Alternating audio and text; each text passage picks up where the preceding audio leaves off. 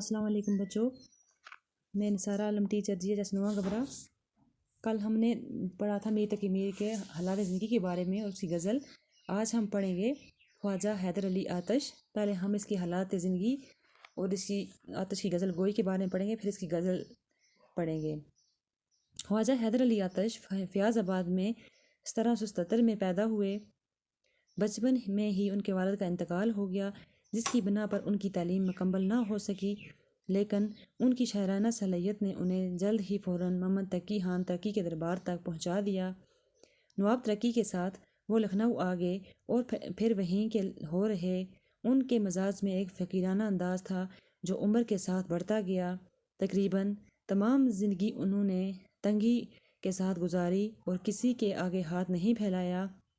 آخری عمر میں ان کی بینائی چلی گئی تھی، جس کی وجہ سے ادھر ادھر جانا ترک کر دیا اور اپنے چھوٹے سے مکان میں ہی بیٹھے رہتے تھے، جہاں ہر وقت شاگردوں کا آنا جانا لگا رہتا تھا۔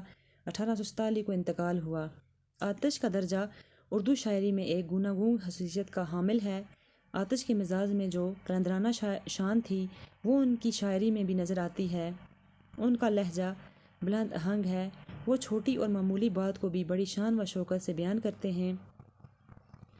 ان کے جہاں دنیا کے بارے میں ایک بلند ہمت اور قلندرانہ بے پرواہی ملتی ہے، یہ چیز دل کو متاثر کرتی ہے۔ ان کے جہاں خیال اور جذبے کی کوئی خاص گہرائی نہیں۔ دبستان لکھنؤ کے شعراء میں آتش کا انداز بیاں انفرادی حیثیت رکھتا ہے۔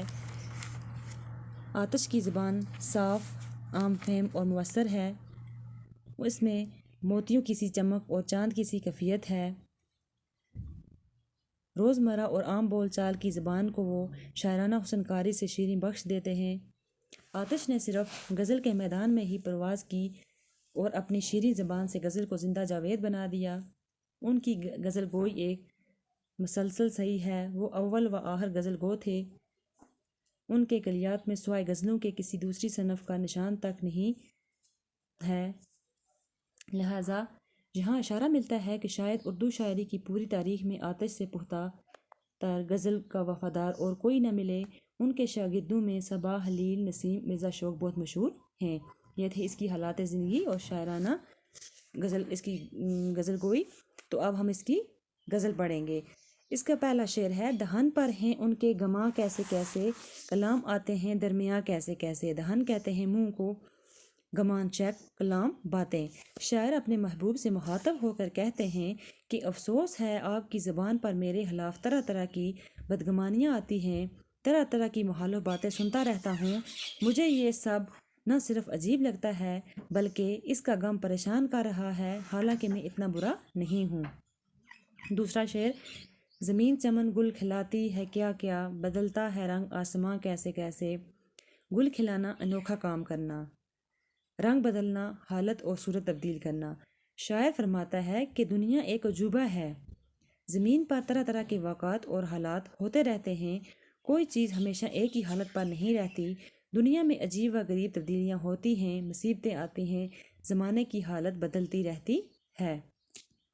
تیسرا شعر ہے اس کا: نہ گورے سکندر نہ ہے قبر دارا، مٹے نامیوں کے نشاں کیسے کیسے۔ گور کہتے ہیں قبر، گورے سکندر کی قبر۔ سکندر یونان کا عظیم بادشاہ تھا جو ساری دنیا کو فتح کرنا چاہتا تھا۔ دارا مصر کا بادشاہ جس نے سکندر کو ہرایا تھا۔ نامی کہتے ہیں مشہور۔ شاعر فرماتا ہے کہ یہ دنیا اور اس میں پائی جانے والی ہر چیز فنا ہونے والی ہے، یعنی مٹنے والی ہے۔ اس میں بڑے مشہور طاقتور لوگ رہتے تھے، بادشاہ تھے، امراء، وزراء تھے، لیکن آج ان کا نام و نشان موجود نہیں ہے۔ آج سکندر اعظم جیسے فاتح کی قبر بھی موجود نہیں ہے، دارا کی قبر کا کہیں نشان بھی نہیں ہے۔ زمانے کی گردش نے مشہور زمانہ لوگوں کے نام و نشان مٹا دیے۔ اس کا چوتھا شعر: دل و دیدہ اہل عالم میں گر ہے، تمہارے لیے ہیں مکاں کیسے کیسے۔ دیدہ کہتے ہیں آنکھ، اہل عالم دنیا کے لوگ۔ آتش کہتے ہیں کہ میرے محبوب کے رہنے کے لیے کیسے کیسے مکان ہیں، وہ دنیا کے لوگوں کے دلوں اور آنکھوں میں رہتا ہے۔ یعنی عاشق اپنے محبوب کو اپنے دلوں اور اپنے آنکھوں میں بسا لیتے ہیں۔ میری آنکھوں اور میرے دل میں بھی میرے محبوب کے لیے جگہ ہے۔ اگلا شعر ہے اس کا، غم و غصہ و رنج و اندوہ و حرمان ہمارے بھی ہیں مہرباں کیسے کیسے۔ اندوہ کہتے ہیں غم، حرمان کم نصیبی، نا امیدی، رنج دکھ۔ شاعر کہتا ہے کہ میری زندگی مصیبتوں میں گزری، کوئی مہربان مدد کے لیے نہیں آیا، چونکہ غم، غصہ، دکھ، نا امیدی اور نا بدنصیبی ہمیشہ میرے ساتھ رہی، میں انہی کے سہارے جیتا رہا اور یہ مجھ پر مہربانی کرتے رہے۔ تو بچوں تو یہ تھی اس کی غزل۔ اب ہم اس کے سوالات جوابات کریں گے۔ پہلا اس کا کوشچن ہے، اس شعر کی نشاندہی کیجیے جس میں دنیا کی بے ثباتی کا ذکر ہے۔ اس کا جواب ہے، نہ گورے سکندر نہ ہے قبر دارا، مٹے نامیوں کے نشاں کیسے کیسے۔